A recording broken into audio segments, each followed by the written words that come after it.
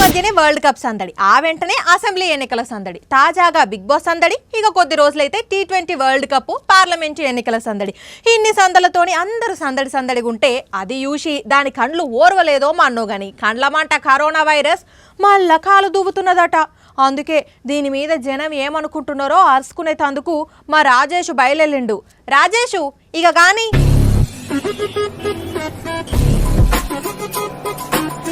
అక్క నమస్తే.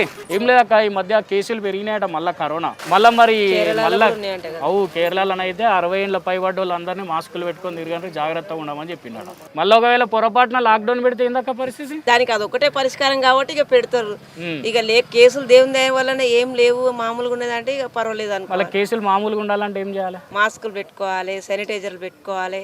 ఇక అప్పుడు మనం ఎట్లా చేసినాం దూరం దూరం అట్లా చేయాలి. మాస్కులు శానిటైజర్ మళ్ళీ గిరాకీ పెరుగుతుంది అక్క, రేట్లు పెంచుతారా? మాకు డబ్బు మాస్కులు వద్దు, శానిటైజర్లు వద్దు. దేవుడు ఇచ్చిన ఈ జీవితం ఇంత మంచిగా ఉండాలి, అందరం బాగుండాలి. ఆ కష్టాలు మళ్ళా మేము అనుభవించొద్దు, ఆ పరిస్థితి ఎవరికి రావద్దు.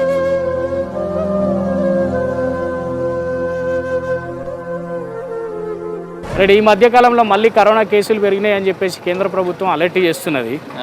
మొత్తం 1970 కేసులు పెరిగినాయట. ఆ సింగపూర్లో కూడా 56,000 కేసులు ఉన్నాయట. ఒకవేళ మళ్ళీ లాక్డౌన్ పెట్టే పరిస్థితి వస్తే ఏం తమ్ముడు పరిస్థితి? ఎడిపోతావు? ఇంటికి పోయి ఉన్నాడు.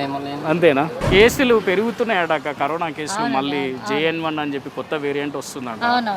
ప్రికాషన్స్ ఏమేమి తీసుకోవాలా మళ్ళీ మన దగ్గర? ద సేమ్ థింగ్, ఎలాగైతే అప్పుడు ఉన్నామో కోవిడ్కి ఇప్పుడు కూడా అలాగే ఉండాలి, ఇంకా ఎక్కువ ఉండాలి. ఎందుకంటే ఇది ఇంకా వెదర్ కూడా చాలా చేంజ్ అయింది కదా, it will spread a lot. ఇంకా ఇప్పుడు ఫ్రీ బస్ పాస్, ఆర్టీసీలో ఫ్రీ ట్రావెలింగ్, అబ్బా హారబుల్. దానివల్ల ఓవర్ స్ప్రెడింగ్ ఉంటుంది కదా, చాలా స్ప్రెడ్ ఉంటుంది.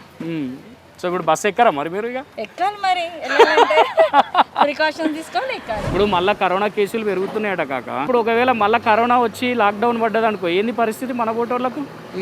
ఏమో బతకాలా, ఎట్లా బతకాలా అది ఆలోచన చూడు సార్. ఇప్పుడు ఏం కరోనా ఏం రాదు, మంచిగా ఉండాలి ఇంట్లో అని నాన్న కోరుకుంటున్నాను, అంతేం లేదు. కేసులు పెరుగుతుంటే మళ్ళీ తగ్గియనికి ఏం చేద్దాం? ఏమో ఇక మీకే తెలియదు. మాస్కులు పెట్టుకొని తిరగాలి మళ్ళీ, కంపల్సరీ ఉంటాంలే. ఉంటారా? మాస్క్ అట్లా మునుపడి ఉన్నాయి, బయటకు వెళ్తే మాస్క్ లేదు పెట్టాం.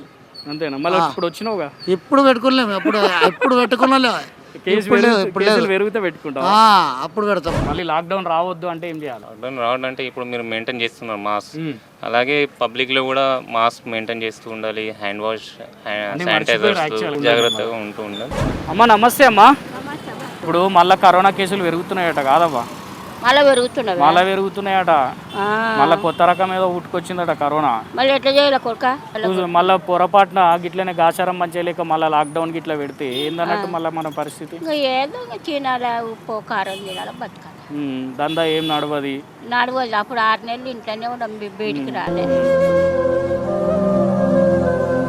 మాస్కులు గిట్లా వాడు. సరేలా. ఏం పేరు నీ పేరేం పేరు? సుశీలమ్మ. పాటలు పాడతావా ఏమి? ఇక చెప్పు, కరోనా రాకుండా ఉండాలంటే ఏం చేయాలి? పాటలు పాడతావా? ఒక్క పాట పాడు నా కోసం. పాడు గజాల, పాడు గజాల. వస్తాడు నారాజు ఈ రోజు. పాడు కారి. రానే వస్తాడు నెలరాజు ఈరోజు, కార్తీక పున్నమేలలో వస్తాడు నారాజు ఈరోజు.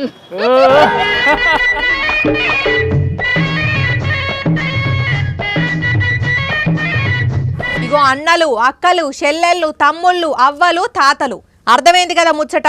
మీకు 2 చేతులు జోడించి చెప్తున్నాం, గా కరోనా పురుగు మమ్ములేం చేస్తుంది అని చీపురు కట్టలేక విరిగిపోయిన పూలను తీసిపారేసినట్టు తీసిపారేయకుండ్రి. మన జాగ్రత్తలో మనం ఉంటే మనకే మంచిది. జాగ్రత్త, సరేనా?